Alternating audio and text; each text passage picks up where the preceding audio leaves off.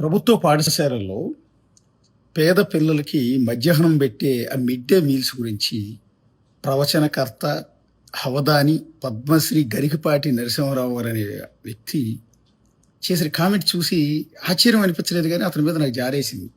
అంటే ఇలాంటి వాడినే మనం పద్మశ్రీ ఇచ్చి సత్కరించింది, ఇలాంటి వాడినే మనం సహస్రావధాని అని పిలుస్తూ ఉంటాం, ఇతర ప్రవచనాల మనం ప్రతిరోజు వింటూ ఉంటాం అని అనిపించింది. ఎందుకంటే నేను కూడా అతని ప్రవచనాలు వింటూ ఉంటా, అతని ప్రాస అవన్నీ కూడా చూసి అరే భలే మాట్లాడుతున్నాడే అనిపిస్తుంది. తెలుగు మీద మంచి పాండిత్యం ఉందేమో అనిపించింది. కానీ ఆ తెలుగు పాండిత్యం అంతా కూడా చివరికి పిల్లల్ని తిట్టే దశకు వచ్చేసింది.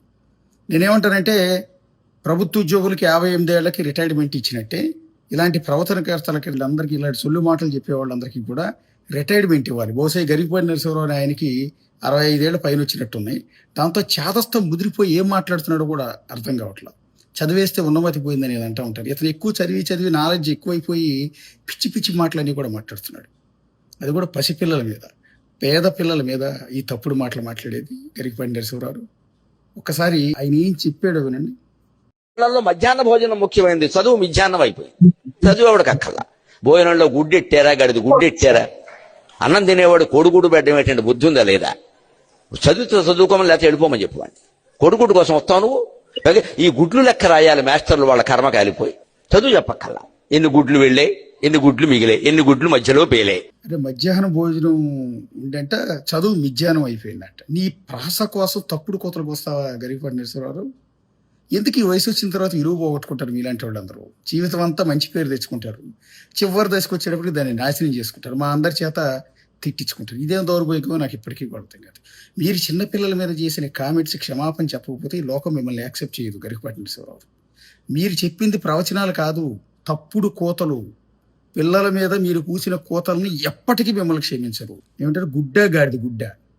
నీ భాష మీద నీ ప్రాస కోసం ఏం కూసావో తెలుసా? ప్రవచనాలు వచ్చిన ఆ నోటి నుంచి ఎంత దరిద్రమైన మాటలు వచ్చాయో తెలుసా అండి? పిల్లల కడుపు నింపే గుడ్డు నీకు గాడిద గుడ్డులా కనపడిందా? మధ్యాహ్న భోజనం కాస్త మిథ్యాహ్నం అయిందా?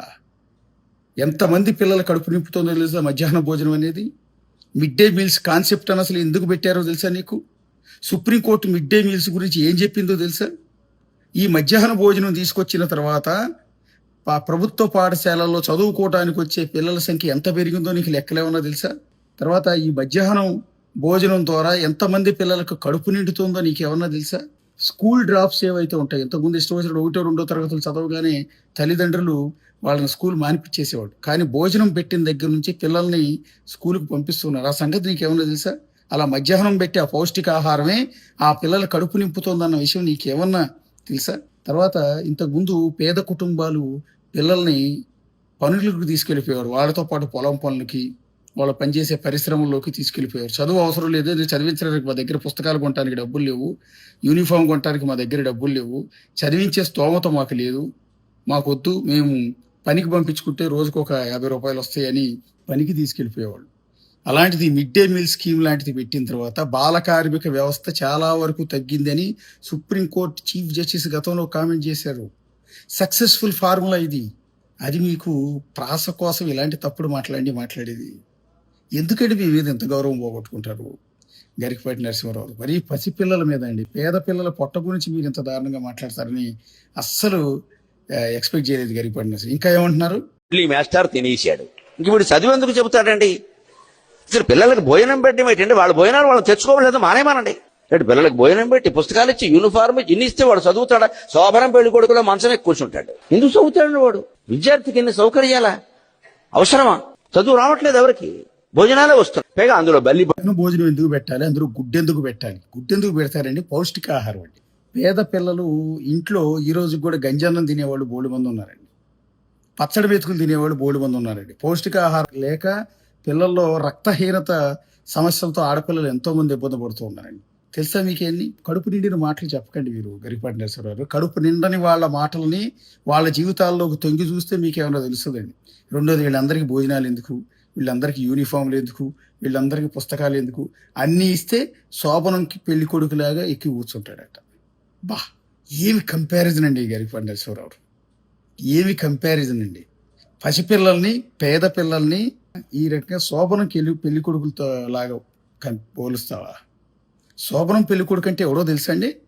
శోభనం పెళ్ళికొడుకంటే పక్కన అందమైన అమ్మాయిని భారీగా పెళ్లి చేసుకుని ఇద్దరు కూడా ముస్తాబయ్యి పక్కన అగరబత్తీలు పొగొస్తూ ఉంటే ఆ పక్క రకరకాల ఫ్రూట్స్, ఈ పక్క పాలు, పళ్ళు, స్వీట్లు ఇవన్నీ పెట్టి వాళ్ళిద్దరూ సిద్ధమైన దాంపత్య జీవితంలో ఒక అడుగు పెడుతూ వాళ్ళిద్దరూ సంసారం ఆ రోజు నుంచి మొదలు పెడుతూ ఉన్నారండి. అర్థమైందా? అది శోభనం పెళ్ళికొడుకు అంటే ఆ రోజు అందంగా అలంకరించిన మల్లెపూలతో పూర్తిగా నింపేసిన ఆ మంచం మీద పడుకుని భార్య కోసం భార్యని కౌగులించుకునేది, అది శోభనంకి పెళ్ళికొడుకు అంటారండి.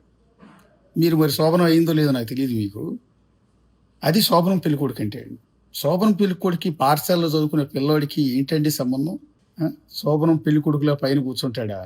ఎందుకు పుస్తకాలు ఇవ్వాలా? ఎందుకు ఇవ్వాలో నేను చెప్తానండి. మీరు అవధానులు కాబట్టి బహుశా మీ పుట్టుక నుంచి మీ కడుపు నిండా నిండి పెట్టుంటారండి. పప్పు, అన్నం, దద్దోజనం ఇవన్నీ బాగా పెట్టుంటారండి మీకు. మాలాంటి వాళ్ళకి అట్లా లేవండి.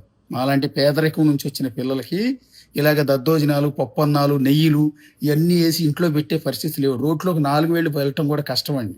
అమ్మా నాన్న ఏదో కూలి పని చేసుకుంటారు. వాళ్ళ మమ్మల్ని మేమేదో చదువుకోవాలి, మా జీవితాలన్నా బాగుండాలని గవర్నమెంట్ స్కూల్కి పంపిస్తారండి. నిర్బంధ విద్య అని ఉంటుంది తెలుసా అండి? ఇది పిల్లల హక్కు అండి. దాని కేంద్ర ప్రభుత్వమే తీసుకొచ్చింది, మన రాజ్యాంగంలోనే ఉంది. సో దాని ప్రకారం ప్రభుత్వ పాఠశాలలు పెట్టారు. ప్రభుత్వ టీచర్లకి గవర్నమెంటే జీతం ఇచ్చి ఆ ఫెసిలిటీస్ అన్ని ఇచ్చి స్కూల్ నిర్మించి ఈ విధంగా చదువు 14 సంవత్సరాల వరకు కూడా నిర్బంధ విద్య అమలు చేయాలి అనేది రాజ్యాంగంలో ఉంది. దాన్ని అన్ని ప్రభుత్వాలు కూడా అమలు చేస్తుంటాయి. అది మీకు వెటకారంగా మీ ప్రాస కోసం, మీ ప్రవచనాల కోసం, మీరు చెప్పే సొల్లు కబుర్ల కోసం దాన్ని ఎంత నీచంగా వర్ణించారో తెలుసా? ఎందుకు పుస్తకాలు ఇవ్వాలా? నేను పోవర్టీ నుంచి, ఒక పేదరికం నుంచి వచ్చిన స్టూడెంట్ నేను గుడివాడ దగ్గరలో ఉన్న చెనేరికపాడులో 1 నుంచి 5వ తరగతి వరకు చదివాను. ఆ రోజుల్లో నాకు సరైన పుస్తకాలు ఇచ్చేవాళ్ళు కాదు, లేవు. ఒంటి మీద మంచి బట్టలు ఉండేవి కాదు తెలుసండి. స్కూల్ బ్యాగ్ కూడా సరైనది ఉండేది కాదు. కాళ్ళకి చెప్పులు కూడా ఉండేవి కాదండి. అయినా కూడా మా అమ్మా నాన్న అలా కూలి పని చేసి నన్ను ఆ స్కూల్కి పంపించేవాడు. అప్పుడు చిన్నపిల్లాడిని కూడా నాకు పెద్దగా తెలియలేదు. సరే ఏదో బాక్సులో ఎంత పెట్టించేవాళ్ళు, అక్కడ తినేవాడిని. నాకు అది పెద్దగా గుర్తులేదు. కానీ 6, 7 తరగతులు అదే గుడివాడ దగ్గరలో ఉన్న నెక్స్ట్ స్కూల్లో, అంటే మా ఊళ్ళో 7, 8, 10 వరకు ఉండదండి, 5 వరకే ఉండేది. 6, 7 చదవాలంటే బిళ్ళపాడు, అంటే పక్కనే ఉన్న గంగాధరపురం రావాలి. అక్కడికి వచ్చేవాడిని. అప్పటికి కాస్త నా ఊహ తెలిసింది. ఊహ తెలిసినప్పుడు మా అమ్మ కొన్నిసార్లు కూర వండటానికి డబ్బులు లేక, కూరలు కొనుక్కునే స్తోమత కూడా ఆ రోజు లేక, మా అమ్మ బాక్స్లో పండుమిరకాయ పచ్చడి తెలుసు కదండి. పల్లెటూళ్ళలో పేద కుటుంబాల్లో ఎక్కువగా ఉండేది పండుమిరకాయ పచ్చడి అండి. పండుమిరపకాయలు పొలంలోంచి తీసుకొచ్చి లేదా కొనుక్కొచ్చి వాటిని రోట్లో వేసి నూరి చాలా తక్కువ ఖర్చులో అయిపోతుందండి. మామిడికాయ పచ్చడి కంటే కూడా తక్కువ కాస్ట్లో అయిపోతుంది పండుమిరకాయ పచ్చడి. అది పతిళ్లలో జాడీల్లో ఉంటుందండి. ఆ రోజు కూర లేకపోతే అందులో పండుమిరకాయ పచ్చడి బాక్సులో కాస్త అంత పడేసి, దానిలో మీలాగా మాకు నెయ్యిలు ఉండవు కదండి, నెయ్యి కొనుక్కునే స్తోమతలు మాకు ఉండవండి. ఎందుకంటే మా ఇళ్లలో పాలే ఉండవు పేద కుటుంబాల్లో. అందుకని నెయ్యి ప్లేస్లో మంచి నూనె పోసేది. తెలుసు కదా, కూరలో ఉండే మంచి నూనె ఉంటుందే, పామోలిన్ ఏదో అంటారు, రేషన్ కార్డులో ఇచ్చేవాళ్ళు అప్పట్లో మాకు. ఆ మంచి నూనె ఇంత పోసి ఇచ్చేదండి. అది నెయ్యి అనుకునేవాళ్ళం మేము. మాకు నెయ్యికి, పామోలిన్ ఆయిల్కి, అంటే మంచి నూనెకి తేడా తెలియదండి. కూరలో ఉండే నూనెకి నెయ్యికి తేడా తెలియని పేదరికం అండి మా బతుకులండి మావి. మేము ఆ పండుమిరకాయ పచ్చడిలో నూనె వేస్తే అద్భుతమైన టేస్ట్ ఉండేది. అదే స్కూల్లో తినేవాళ్ళండి. అయితే బిల్లపాడు స్కూల్లో చదివేటప్పుడు తోటి పిల్లలందరూ కూరలతో తింటూ ఉంటే అందరూ లైన్లో వరండాలో కూర్చుని ఇలా భోజనం చేసేవాళ్ళు మధ్యాహ్నం. అలా చేస్తున్నప్పుడు అందరు బాక్సుల్లో కూరలు ఉండేవి. నా బాక్సులో పండుమిరకాయ పచ్చడి, మంచి నూనె ఉండేది. ఇది వాళ్ళు చూస్తే నవ్వుతారేమో, ఎందుకంటే ఆ స్కూల్లో టాపర్ని నేను, క్లాస్ లీడర్ని కూడా అనుకుంటాను బహుశా. వీళ్ళందరి ముందు నా దెబ్బతింటుందేమోనని అప్పుడే చిన్నపిల్లాడిని అయినా కూడా నేను ఆ బాక్స్ పట్టుకుని దూరంగా వెళ్ళి చెట్టు కింద కూర్చుని పచ్చడి కలుపుని గబగబా మళ్ళీ ఎవరిని వచ్చి నన్ను చూస్తారేమోనని తినేసి పంపు దగ్గరికి వెళ్ళి పంపు కొట్టుకుని నీళ్లు తాగేసి వచ్చేసేవాడిని. అదేమని అడిగితే పిల్లల దగ్గరికి వచ్చి మా అమ్మ ఈ కూర వండింది తెలుసా, ఇవాళ మా అమ్మ చికెన్ వండింది తెలుసా, మా అమ్మ ఆ కూర వండింది తెలుసా అని చెప్పుకునేవాళ్ళం అండి. ఇట్లా నాలాగా కడుపు నిండని విద్యార్థులు ఎంతోమంది ఉండాలండి. వాళ్ళందరి కోసం అండి ఈ మధ్యాహ్న భోజనం. మేము మా జీవితంలో గుడ్లు తినేది చాలా తక్కువ అండి. మా ఇళ్లలో నాటుకోళ్ళు ఉండేవి. అప్పుడప్పుడు ఏమైనా గుడ్డు పెడితే ఆ గుడ్డు కూర మా అమ్మ వండి పెడితే అదొక పెద్ద పండగ అండి మాకు. సో అది మధ్యాహ్న భోజనంలో ఆ గుడ్డు పెడుతున్నారంటే సంతోషమే కదండి. గరికపాటి నరసింహారావు యూనిఫామ్ ఎందుకు ఇస్తున్నారని అడుగుతున్నారు. నాకు వెళ్ళటానికి సరైన బట్టలు ఉండేవి కాదు. యూనిఫాము మా అమ్మ కొనిచ్చింది గుడివాడ టౌన్ హై స్కూల్లో చదువుతున్నప్పుడు. ఆ షర్ట్కి 3-4 చోట్ల బొక్కలు ఉండేవి. ఒకే షర్ట్ ఉండేది, ఒకే నిక్కర్ ఉండేది. అవి కూర్చుని ఆడుకున్నప్పుడు తిరిగిపోయి వెనకాల చిరిగిపోయి ఈ బ్యాక్ అంతా కనపడుతుంటే సిగ్గేసేసి దాని మొక్కతో మా అమ్మ మిషన్ మీద కుట్టించేదండి. ఆ మొక్క అతికేసి ఇలా కనపడుతూ ఉండేవి. షర్టు ఇక్కడ ఒక చోట ఇక్కడ ఒక చోట ఇవన్నీ పిగిలిపోయి పిల్లలం కదా కొట్టుకునేవాళ్ళం, ఆడుకునేవాళ్ళం. ఆడుకున్నప్పుడు వాడు ఎవడో పట్టుకుని షర్టు పీకుతాడు. ఆ పీకినప్పుడు ఈ షర్ట్ ఇలా చిరిగిపోతే మా అమ్మ దారంతో ఇలా కుట్టేదండి. ఆ కుట్టింది ఇవన్నీ కనపడుతూ ఉండే 3-4 చోట్ల బొక్కలు, వాటికి ఇలా కుట్టినవన్నీ ఆనవాళ్ళన్నీ ఉండేవి. ఇవండి మా బతుకులు. అందువల్ల మాకు యూనిఫామ్లు ఇవ్వాలి గరికపాటి నరసింహారావు. మీ పిల్లలు బహుశా ఏ ఇంటర్నేషనల్ స్కూల్లోనో ఇంగ్లీష్ మీడియం స్కూల్లోనో చదువుకుంటారు. మేము అట్లా లేదు. లేదా మీరు కూడా మంచి స్కూల్లో చదువుకుంటారేమో. మాకు అట్లాంటి పరిస్థితులు లేవండి. అలాంటి చిరిగిపోయిన యూనిఫామ్లు వేసుకుని వెళ్ళేవాళ్ళు. ఎందుకంటే మా గవర్నమెంట్ ఇచ్చేది కదా అప్పట్లో. రెండోది మాకు స్కూళ్ళల్లో ఓసీలు, ఎస్సీ, ఎస్టీలు, బీసీలు అని ఇట్లా కేటగరైజ్ చేసేవాళ్ళు. చేసి ఏం చేసేవారంటే ఎస్సీ, ఎస్టీలకు బహుశా బీసీలకు కూడా అనుకో వాళ్ళకి స్కూల్లో పుస్తకాలు ఇచ్చేవాడు. గవర్నమెంటే ఇచ్చేది, యూనిఫామ్ ఇచ్చేది. మేము ఓసీలు అన్న ఉద్దేశంతో ఇచ్చేవాళ్ళు కదా. అప్పుడు వాళ్ళ దృష్టిలో ఏంటంటే ఓసీలకి బాగా డబ్బు ఉన్న వాళ్ళు అన్న ఉద్దేశంతో అనుకున్నాను. బహుశా వాకు మాత్రం ఇచ్చేవాళ్ళు కదా అందరికి. ఇప్పుడు ఈ మధ్యకాలంలో అదంతా తీసేసినట్టున్నారు. అందరికీ సమానంగానే పుస్తకాలు, యూనిఫామ్లు అన్నీ ఇస్తున్నట్టున్నారండి. అర్థమైందా? యూనిఫామ్ ఎందుకు ఇవ్వాలో, పుస్తకాలు ఎందుకు ఇవ్వాలో, మధ్యాహ్న భోజనం ఎందుకు పెట్టాలో మీకు ఇప్పటికైనా అర్థమైందండి. అందుకని మేము అంత కటిక దరిద్రంలో, పేదరికంలోంచి చదువుకుని గవర్నమెంట్ స్కూల్లో చదువుకుని వచ్చిన వాళ్ళం కాబట్టి ఇవాళ మా పిల్లలకి ఆ పరిస్థితి ఉండకూడదు అన్న ఉద్దేశంతోనే మేము మా పిల్లల్ని కష్టపడైనా సరే మంచి మంచి స్కూల్లో చదివించడానికి ట్రై చేస్తున్నామండి. మా పరిస్థితి రాకూడదని, ఏది పండుమిరగా పచ్చడి వేసుకుని మంచి నూనె గెలుపుకుని పక్కకి వెళ్ళి సిగ్గుపడుతూ తినే పరిస్థితులు రాకూడదని మా పిల్లల్ని మంచి స్కూల్లో చదివించడానికి ప్రయత్నిస్తాం. మీకేం తెలుసు సార్? కడుపు నిండిన వాళ్ళు పేద పిల్లల గురించి ఎంత దారుణంగా మాట్లాడతారా? ఇంకేం మాట్లాడారండి మీరు? ఏమన్నారు మీరు? ఒకసారి చూడండి. పిల్లి పడింది పడదా? ఆ వండి పెట్టే వాళ్ళకి డబ్బులు ఉండవు. ఎక్కడి నుంచి ఇస్తారు? ఎంతమందికి ఇస్తారమ్మా? ధార పోస్తారు ప్రభుత్వం వాళ్ళు. ఎక్కడి నుంచి ఉన్నాయి డబ్బులు? ఇక్కడ నీ డబ్బులు పెట్టి నువ్వు చదువుకో, నీ అన్నం నువ్వు తిను, నీ బట్టలు నువ్వు కట్టుకో, నీకు ఇష్టమైతే చదువు. ప్రభుత్వం పని ఏమిటంటే ఉభయ తెలుగు రాష్ట్రాల పెద్దలందరూ వింటారు నా కెమెరా ద్వారా కాబట్టి చెబుతున్నా. ప్రభుత్వం కర్తవ్యం బాగా చదువు చెప్పడం తప్ప పుస్తకాలు ఇవ్వడం, బట్టలు కుట్టించడం, అన్నం పెట్టడం కాదు. మేము ఖచ్చితంగా చదువు చెప్పిస్తాం, నీ జీవితానికి బాధ్యత వహిస్తాం. నీకు నమ్మకం ఉంటే రా, లేకపోతే వెళ్ళిపో. ఈ మాట అనే దమ్ము లేదు ఎవరికి. ఎందుకంటే అందరికీ మళ్ళీ ఎన్నికలు రావాలి, మళ్ళీ మనం రావాలనే దరిద్రం వదిలిపోతే ఇవన్నీ ఉంటాయి. మళ్ళీ నువ్వే ఎందుకు రావాలి? ఇంకొకడు వస్తాడు, నీకు అనవసరం. పుస్తకాలు నువ్వు కొనుక్కో, నీ యూనిఫామ్ నువ్వు కొనుక్కో, నీ భోజనం నువ్వు తెచ్చుకో, లేదా మానేయి అంట. మానేయని చెప్పడానికి నువ్వెవడు అండి? నీకేం రైట్ ఉందో నాకు అర్థం కాదు మానేయని చెప్పడానికి. పేద పిల్లల కడుపు మంట అనుభవించిన నాలంటోడికి తెలుసండి. నీకేం తెలుసు? నువ్వెవడో చెప్పడానికి నాకు అర్థం కాదు. నీకేం రైట్ ఉందని అడుగుతున్నా. వింటున్నారు కదా అని చెప్పి నువ్వు ఏది సొల్లు చెప్తే అది వింటున్నారు కదా అని చెప్పి ఏది పెడితే అదికి వస్తావా పిల్లల గురించి? నువ్వెవరు వద్దంటానికి నాకు అర్థం కాదు. ఎవరు సొమ్మిస్తున్నారు? గవర్నమెంట్లు ఎవరు సొమ్మిస్తున్నారండి? మా అందరు సొమ్మే. ప్రభుత్వం అంటే వాళ్ళ జేబుల్లోంచి తీసుకొచ్చి ఇవ్వరండి. ఏ ముఖ్యమంత్రి అయినా సరే, ఎవరైనా సరే ప్రభుత్వ పాఠశాలలో టీచర్లకి మా డబ్బులతో కడతారు జీతాలు. ప్రభుత్వ బిల్డింగులు మా సొమ్ముతో కడతారు. పిల్లలు మధ్యాహ్న భోజనం పెడుతున్నారంటే మేము కట్టే ట్యాక్సులతో, వీటితోనే సమాజం నుంచి వచ్చిన డబ్బుతోనే పిల్లలకి ట్యాక్సులు కడుతున్నారు. జేబులోంచి డబ్బులు తీసుకొచ్చి మా పిల్లలకి మధ్యాహ్న భోజనం పెడుతున్నారా? గుడ్డు పెడుతున్నారు. మీరు చెప్తున్న గాడిద గుడ్డు పెడుతున్నారా? మధ్యాహ్న భోజనం మిథ్యాహ్నం అవ్వలేదండి. మధ్యాహ్న భోజనం ఎంతో మంది పిల్లల కడుపు నింపుతోంది. ప్రభుత్వం ఇచ్చే యూనిఫామ్లు వృధా ఏం కావట్లేదండి. ఎంతో మంది పిల్లలకి చదువు చెప్తుంది. ఎంతో మంది స్కూళ్ళకి ఈరోజు పరిగెత్తుకొస్తూ ఉన్నారు. ప్రభుత్వం ఇచ్చే యూనిఫామ్ ఈరోజు ఎంతో మంది శరీరాన్ని కప్పుతోందండి. నాలాగా నరకం అనిపించిన చిరిగిపోయి నా షర్ట్లు వేసుకొచ్చే పిల్లలందరూ ఈరోజు మంచి యూనిఫామ్ వేసుకుని స్కూల్కి వస్తున్నారండి దర్జాగా. వాళ్ళ తల్లిదండ్రులు మురిసిపోతూ ఉన్నారండి. మాలాగా మా పిల్లల జీవితాలు కాకూడదని వాళ్ళతో పాటు పనికి తీసుకెళ్లకుండా ఈరోజు ప్రభుత్వ పాఠశాలకు పంపిస్తూ ఉన్నారండి తల్లిదండ్రులు. ఏం తెలుసని మీకు కోస్తారు గరికపాటి నరసింహారావు? ఇప్పటికైనా కాస్త బుర్రతో ఆలోచించండి. లేదా నా ఉద్దేశం ప్రకారం మీరు రిటైర్డ్ అయిపోండి. నేనేమంటానంటే రిటైర్డ్ అయిపోండి, దరిద్రం వదిలిపోతుంది. ఇంకెక్కడ ఈ మైక్ కనపడింది కదా అని చెప్పి ఇష్టం వచ్చినట్టు అలా చెప్పకండి. అయ్యా, శోభనం పెళ్ళికొడుకు అన్నదానికి ఒక ఎగ్జాంపుల్ మీకు చెప్తానయ్యా. కడుపు నిండిన మాటలు ఎలా ఉంటాయంటే, మీరండి అయ్యా చక్కగా ఏసీలో కూర్చుంటారు.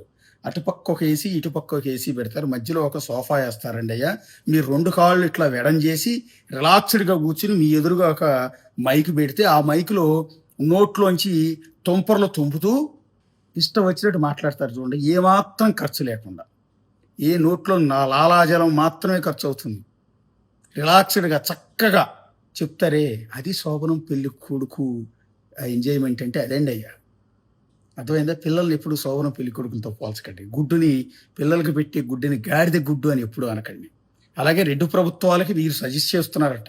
ఇది పద్మశ్రీ సహస్రావధాని ప్రవచనకర్త గరికపాటి నరసింహారావు గారు 2 రాష్ట్రాల ప్రభుత్వాలకి సజెస్ట్ చేస్తున్నారంట. ఏంటంటే పిల్లలకు అసలు ఏమీ పెట్టొద్దు, మీరు చదువు అందించడం మాత్రమే మీ లక్ష్యం, కాబట్టి అన్నీ ఆపేసేయండి అని సజెస్ట్ చేస్తారంటే.